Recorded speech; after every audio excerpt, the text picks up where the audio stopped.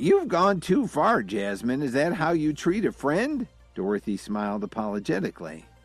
So you're telling me you're not going to pay, is that it? Jasmine asked as she pulled out her phone. Jasmine!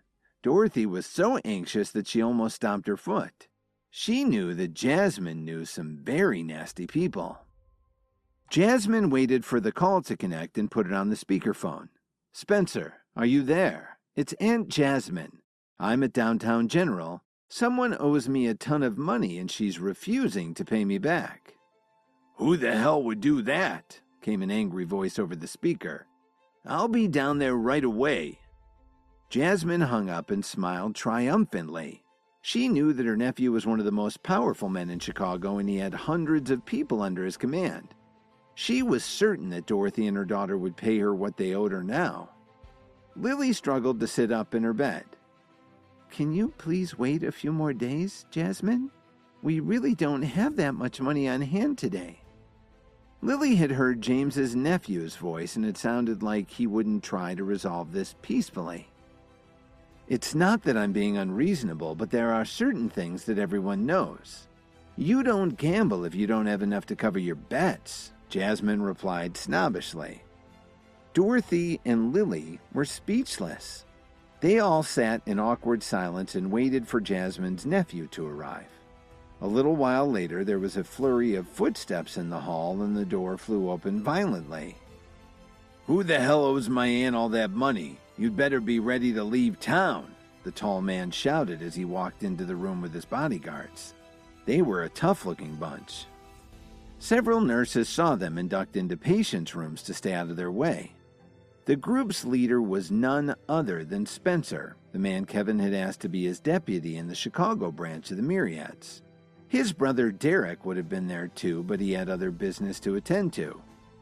Did you hear me? Spencer shouted. Who exactly owes my aunt money? Thanks for coming here, Spencer, Jasmine replied as she pointed at Dorothy. She's the one who owes me and my friends over $600,000. You?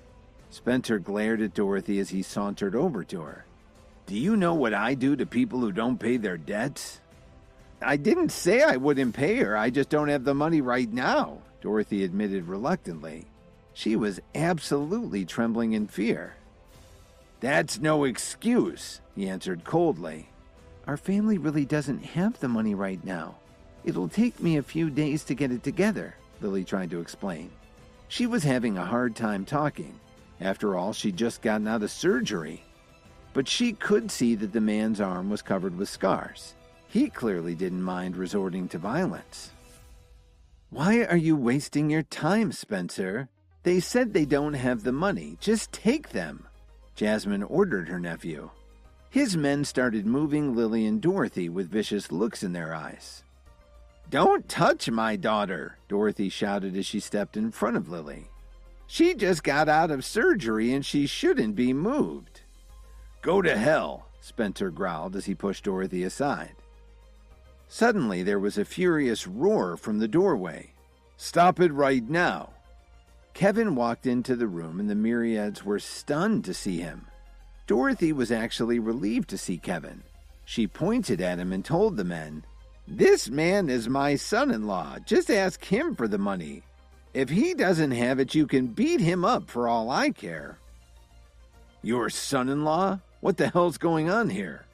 As Spencer turned around, his voice trailed off. He was in shock. Enforcer? Spencer stammered as he tried to process what was going on. Dorothy said that the enforcer was her son-in-law, so that would make her. He knew he was in big trouble. What are you guys doing in the hospital? Kevin asked with a slight frown. The men got over their shock and started to greet Kevin very genially, but Kevin quickly raised his hand to stop them. Tell me what happened. Nothing much, Enforcer. I just came to the hospital for a checkup because I wasn't feeling well. I happened to pop into this room to take a look. He lied through his teeth. He wouldn't dare admit that he was there to demand money from Dorothy and Lily. The Myriads remembered what Kevin had done to Nolan Hill at the Salix Leaf Hotel, and they knew he wasn't someone you wanted to piss off. But Kevin wasn't a fool. Of course, he didn't believe Spencer's excuse, so he walked over to Lily and asked her, "Honey, what's going on?" "They came to ask for money," Lily admitted. Then she told Kevin what had happened between her mother and the women who were in the room. After learning about Dorothy's gambling problem, Kevin looked at her and then he looked over at Spencer.